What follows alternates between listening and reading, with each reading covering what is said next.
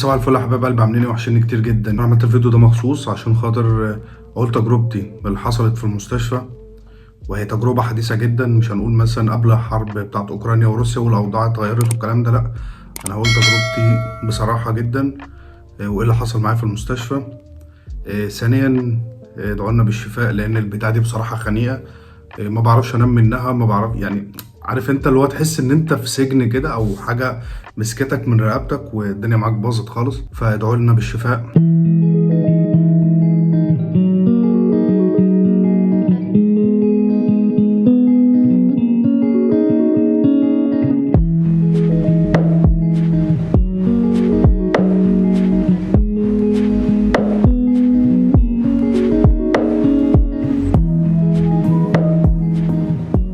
تجربتي بقى اللي حصل يا سيدي امبارح. خدت زحلوق ابن حلال، طرت من على الارض ونزلت على راسي. انا ما اعرفش اصلا ده حصل ازاي يعني. آه، وانا نفسي اصلا اتفاجئت، وما عارف انت اللي هو ما فيش انذار. عارف انت اللي بقول لك ده كان قاعد بيضحك ومات مره واحده، او انا كنت كده فعليا. انا كنت ماشي عادي جدا ومره واحده لقيت نفسي بطير ونزل على دماغي. انا ما حسيتش ولا كان في انذار، اللي هو عارف انت قبل ما تيجي تقع.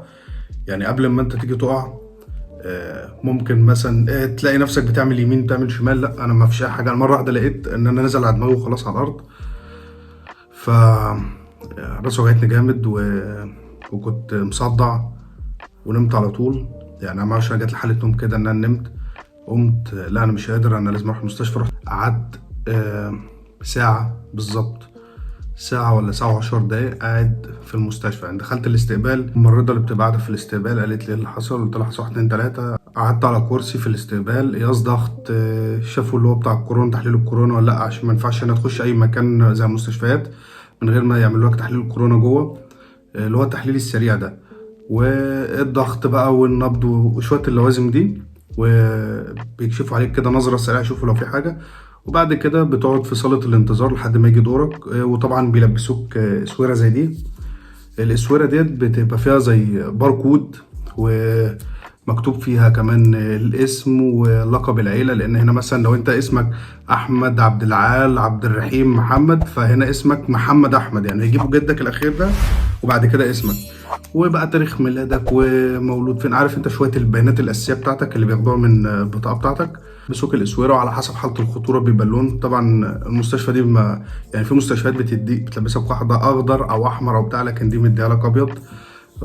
لكن درجه الخطوره بيبقوا مسجلين على الكمبيوتر عشان تخش الدكاتره على طول. بعدين بقى دخلت في صاله الانتظار. كنا اتنين بس، كنت انا وكان في ناس قبلي. قعدت ساعة ساعة وربع منتظر. من حظي الوحش أنا فعلا قمت وكنت همشي وكنت أعمل لهم مشكلة هناك. أنا فعلا كنت قاعد تعبان ومصدع، واحد نزل على دماغه فالدنيا معاه رايحة يعني. اللي هو أنا مش فاهم أنا بعمل إيه.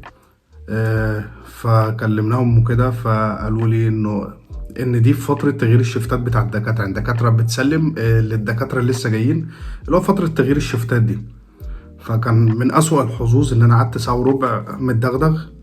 المهم، خدت بعضي وبعد ساعة وربع جت الدكتورة دخلتني. قالت لي ايه اللي حصل. قلت لها واحد اتنين تلاتة. انا يا دوب خلصت كلامي من يا دوب اللي هو خلصت كلام من هنا. راحت بعت معايا ممرضة، ودتني الأشعة. رحت 3 أشعة. أنا طبعا برضو دراعي من هنا، أنا لما نزلت كده وطبقت نفسي عشان أحاول أحمي راسي على قد ما أقدر يعني. فطبعا دراعي ده ضايع خالص، متدغدغ، مش بقدر حتى ألمسه زي راسي كده. فعملت 3 أشعة، والنتيجة يا دوب أنا خلصت الأشعة من هنا رجعت للمكتب بتاع الدكتورة تاني. كانت الأشعة أصلا النتيجة عندها، أنا معرفش ده حصل إزاي. المهم، الدكتورة شافت الصور بتاعت الأشعة كلها اللي أنا عملتها. 3 أنواع من الأشعة. أشعة اللي هي بتبقى واقف كده وبتبقى في كاميرا طالعة نازلة عليك، وأشعة تانية بتنام على سرير كده وتخش جوه بتاع شبه الدايرة كده بتخش جواها. أنا مش عارف أسميهم بصراحة. هو كانوا 3 أشعة، 3 أنواع أشعة. وبعديها الدكتورة قالت لي انت جالك شرخ في الرقبة، فهتضطر تلبس البتاع دي. فطبعا البتاع دي خانقاني جدا، ولا بعرف اتنفس ولا بعرف انام منها ولا اي حاجة. وممكن في لحظة كده اروح فاككها ورماها في الارض، عشان بكون وصلت مرحلة ان هو يعني البتاع دي رخمة اصلا يعني. الدكتورة راحت مخليها ممرض من الممرضين، راح مديني حقنة مسكن في دراعي. عشان طبعا ما احسش بالالم. بس هو طبعا يعني مفعول مسكن راح من هنا، وانا والله لحد دلوقتي الدنيا معايا بايظة خالص. وطبعا قالوا لي هعمل اشعة زي كنترول كده بعد فترة عشان اشوف لسه الوضع تعبان برضو ولا انا بقيت كويس وخفيت. فيا ريت اعذروني ان انا مش عامل اضاءة بقى والحاجات اللي بقعد اعملها كل مرة دي. فعلا تعبان مش قادر. ثانيا ادعوا لنا بالشفاء. اشوفكم على خير. سلام.